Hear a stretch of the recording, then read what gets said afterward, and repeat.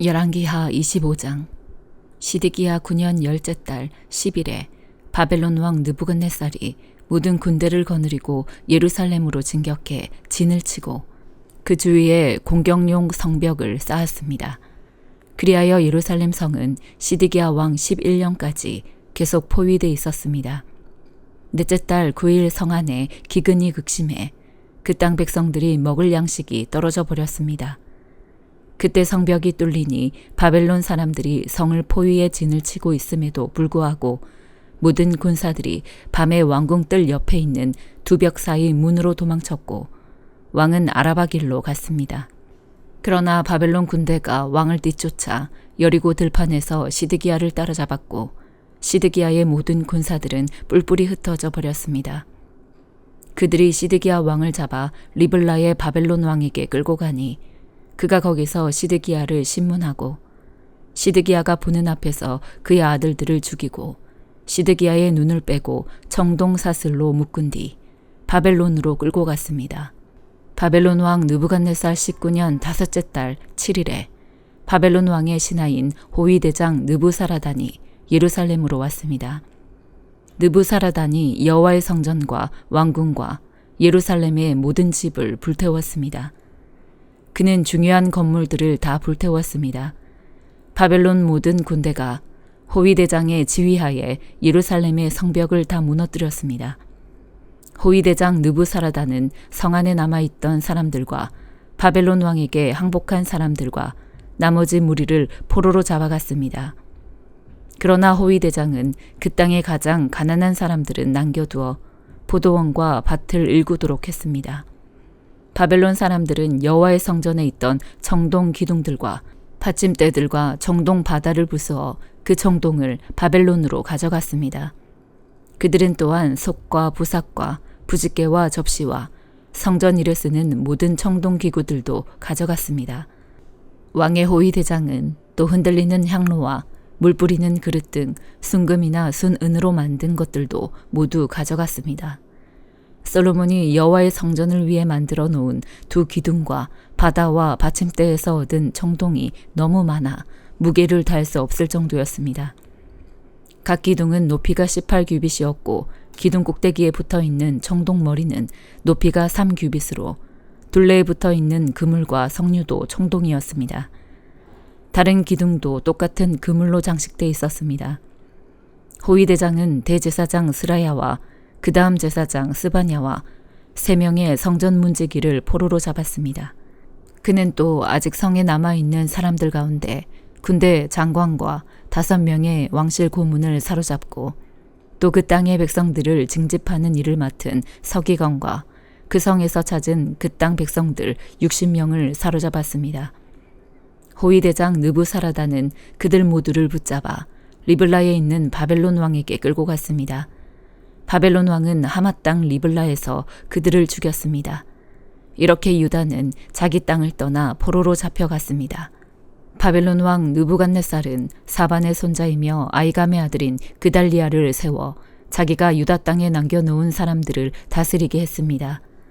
모든 군대 장관들과 그 부하들은 바벨론 왕이 그달리아를 총독으로 삼았다는 말을 듣고 미스바에 있는 그달리아에게로 갔습니다. 그들은 느다니아의 아들 이스마엘, 가레아의 아들 요하난, 느도바 사람 단후메스의 아들 스라야, 마아가 사람의 아들 여아사니아입니다. 그달리아는 그들과 그 부하들에게 맹세하며 말했습니다. 바벨론 관리들을 두려워하지 말라. 이 땅에 살면서 바벨론 왕을 섬기라. 그러면 너희가 잘 될 것이다. 그러나 7째 달이 되자 왕실의 혈통으로 엘리사마의 손자이며 느다니아의 아들인 이스마엘이 10사람과 함께 와서 그달리아를 죽이고 미스바에서 그와 함께 있던 유다 사람들과 바벨론 사람들도 죽였습니다. 이에 작은 사람부터 큰 사람에 이르기까지 온 백성들과 군대 장관들이 바벨론 사람들을 두려워해 일어나 이집트로 도망쳤습니다. 유다 왕 여호야긴이 잡혀간 지 37년 되던 해, 곧 바벨론 왕 에월무로닥이 통치하기 시작하던 해 12째 달 27일에 바벨론 왕은 유다 왕 여호야긴을 감옥에서 풀어주었습니다. 바벨론 왕은 그에게 친절하게 말하고 바벨론에서 그와 함께 있던 다른 왕들보다 더 높은 자리를 주었습니다. 그리하여 여호야긴은 제수복을 벗고 남은 생애 동안 항상 왕의 식탁에서 먹게 됐습니다. 왕은 여호야긴에게 필요한 것을 평생 동안 날마다 공급해 주었습니다. 히브리서 7장. 이 멜기세덱은 살렘 왕으로 지극히 높으신 하나님의 제사장입니다. 그는 왕들을 이기고 돌아오는 아브라함을 만나 축복했습니다. 아브라함은 모든 것의 10분의 1을 그에게 주었습니다. 그의 이름의 뜻은 첫째로 의의 왕이고 다음으로 살렘 왕, 곧 평화의 왕입니다. 그는 아버지도 없고 어머니도 없고 족보도 없습니다. 생애의 시작도 없고 생명의 끝도 없지만 하나님의 아들을 닮아 항상 제사장으로 있습니다. 그가 얼마나 위대한지 생각해 보십시오. 족장 아브라함도 그에게 10분의 1을 바쳤습니다. 레위 자손 가운데 제사장 직분을 받은 사람들은 자기 형제인 백성들도 아브라함의 허리에서 나왔지만 율법을 따라 그들에게서 10분의 1을 거두라는 명령을 받았습니다. 그러나 이들로부터 나오지 않은 이 멜기세덱은 아브라함에게서 10분의 1을 취했고 약속을 받은 그를 축복했습니다. 두말할 필요 없이 축복은 윗사람이 아랫사람에게 하는 것입니다.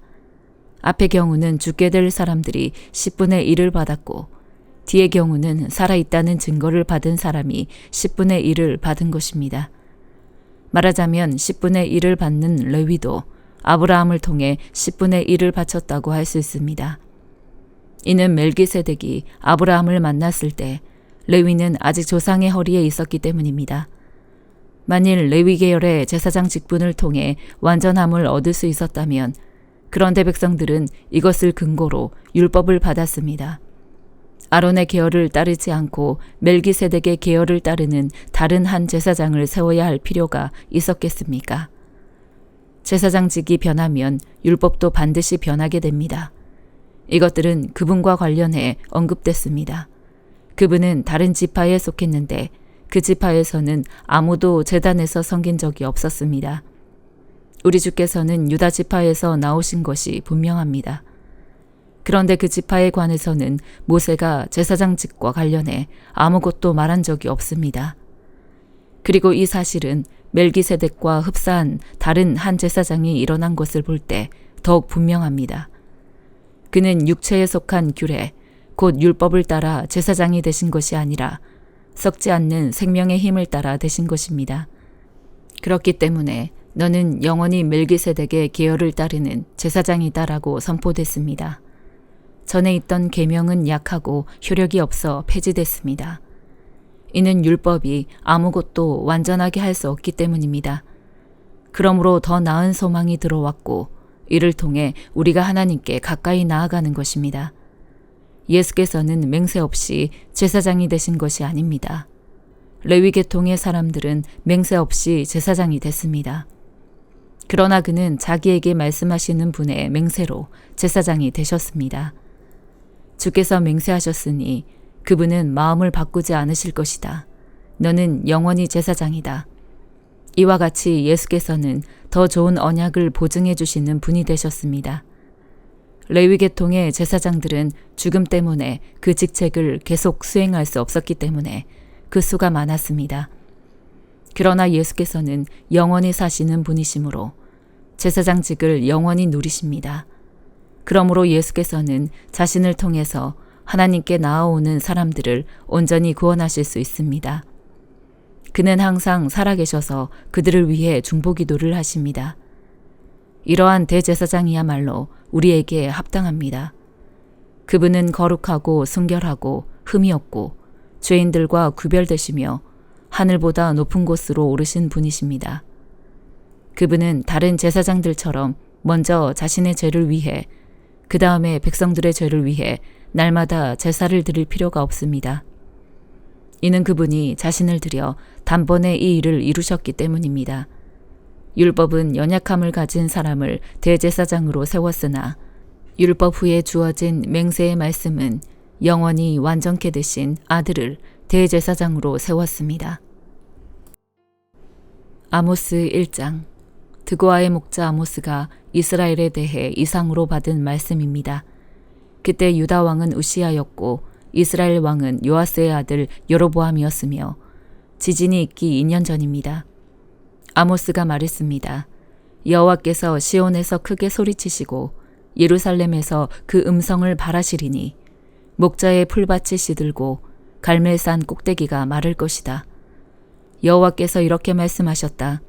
다메섹이 지은 서너 가지 죄 때문에 내가 그들을 처벌하는 일을 돌이키지 않겠다. 그들이 철 타작기로 타작하듯 길르앗을 압제했기 때문이다. 내가 하사엘의 집에 불을 보내서 베나닷의 성체들을 불사르겠다.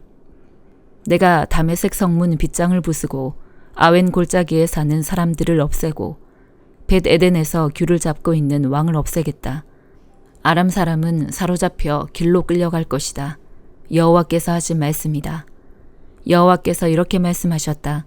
가사의 서너 가지 죄 때문에 내가 그들을 처벌하는 것을 돌이키지 않겠다. 그들이 사로잡은 사람을 끌어다가 모두 에돔에 팔아 넘겼기 때문이다. 내가 가사의 성에 불을 보내 성체들을 불사르겠다. 내가 또 아스돗에 사는 사람들을 없애버리고 아스글론에서 귤을 잡고 있는 왕을 없애버리겠다. 내가 또 손을 돌려 에그론을 쳐 블레셋에 남은 사람들을 없애버리겠다. 주 여호와께서 말씀하셨다. 여호와께서 이렇게 말씀하셨다. 두로의 서너 가지 죄 때문에 내가 그들을 처벌하는 것을 돌이키지 않겠다. 그들이 형제의 계약을 어기고 사로잡은 사람을 모두 에돔에 팔아 넘겼기 때문이다. 내가 두로의 성벽에 불을 보내 성체들을 불사르겠다. 여호와께서 이렇게 말씀하셨다. 에돔의 서너 가지 죄 때문에 내가 그들을 처벌하는 일을 돌이키지 않겠다. 그들이 한 가닥의 동정심도 없이 칼을 가지고 자기 형제를 뒤쫓으며 그들이 항상 맹렬하게 화를 내며 끝없이 분노를 품었기 때문이다. 내가 대만에 불을 보내 보스라의 성체들을 불사르겠다. 여호와께서 이렇게 말씀하셨다. 암몬의 서너 가지 죄 때문에 내가 그들을 처벌하는 것을 돌이키지 않겠다. 그들이 자기 영토를 넓히려고 길르앗에 임신한 여인들의 배를 갈랐기 때문이다. 내가 라빠 성벽에 불을 놓아서 전쟁하는 날, 함성과 회오리 바람이 일어나는 날에 폭풍 가운데서 성체들을 불사르겠다. 암몬의 왕은 자기 관리들과 함께 사로잡혀 갈 것이다. 여호와께서 말씀하셨다. 시편 144편. 내 반석이신 여호와를 찬양합니다. 그분은 전쟁을 위해 내 손을, 전투를 위해 내 손가락을 훈련시키십니다. 그분은 내 선함이시요 내 요새이시며 내 산성이시며 나를 건지는 분이시요 내 방패이시며 내가 의지하는 분이시며 내 백성들을 내 밑에 복종시키는 분이십니다.